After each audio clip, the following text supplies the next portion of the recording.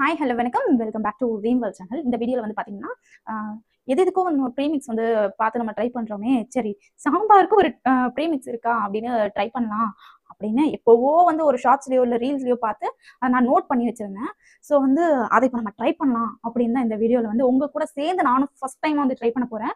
இதில் நான் அதை எப்படி வந்து ப்ரிப்பரேஷன் பண்ணுறேன், அது எப்படி வந்து நான் குக்கிங்க்கு நான் யூஸ் பண்ணுறேன் அப்படின்னு பார்க்கலாமா?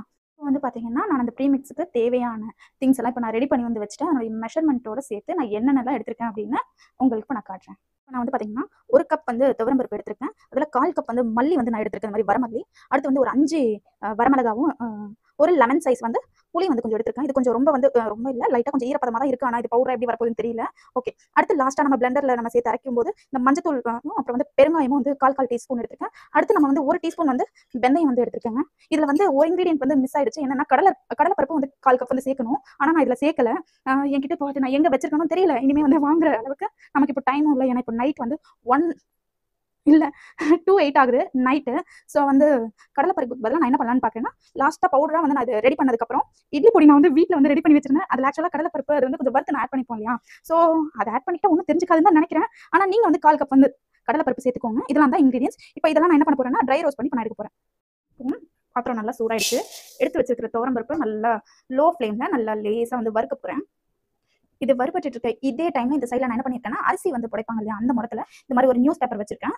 இது இப்போ நான் ட்ரை ரோஸ்ட் பண்ணதுக்கப்புறம் இந்த பக்கம் நான் அப்படியே வந்து கொட்டிட்டு ஃபுல்லாக வந்து ஸ்ப்ரெட் பண்ணி விட்டுருவேன். ஏன்னா அப்போ தான் சீக்கிரம் ஆறும். நான் லாஸ்ட்டாக வந்து என்ன பண்ணுவேன்னா, ஃபேன் காற்றுல கொஞ்சம் நேரத்தில் வந்து காய வச்சிருவேன். ஆற வச்சிருவேன்னு சொன்னேன். இப்போ நான் பாத்திரத்துல இருந்து இந்த சைடில் வந்து நான் துவரம்பருப்பு வந்து ட்ரான்ஸ்ஃபர் பண்ணிட்டேன். இப்போ அடுத்து நம்ம வந்து இந்த 1/4 கப் நம்ம எடுத்து வச்சோம் இல்லையா மல்லி, அதை நான் போட்டு என்ன பண்ணிக்கிறேன்னா ட்ரை ரோஸ்ட்டை வந்து திரும்ப இதையும் வந்து வறுத்துட்டேன். இப்போ மல்லியும் நல்லா வந்து ட்ரை ரோஸ்ட் பண்ணிட்டேன். இது இப்படியே பக்கத்துலேயே இந்த மேலே ஆற விட்டுறலாம். இப்போ அடுத்து நம்ம வந்து வெந்தயமும் காஞ்ச மிளகாவும் இப்போ நான் ஆட் பண்ணிக்கிறேன். வெந்தயம் அதோட காஞ்ச மிளகாய்.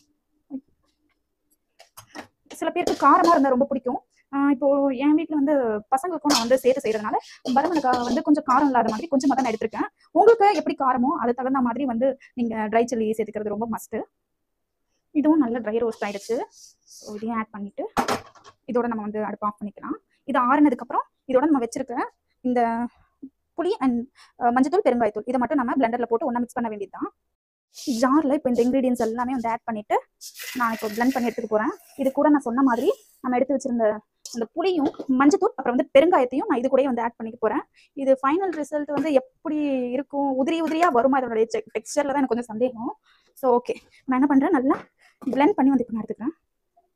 ஃபைனலாக அப்படி வந்து அரைச்சி எடுத்துக்கிட்டேன். சூப்பராக இருக்குது. நான் எதிர்பார்க்கல, ஏன்னா நம்ம கொஞ்சம் ஈரமாக தானே கொஞ்சம் அந்த புளி இருந்துச்சு.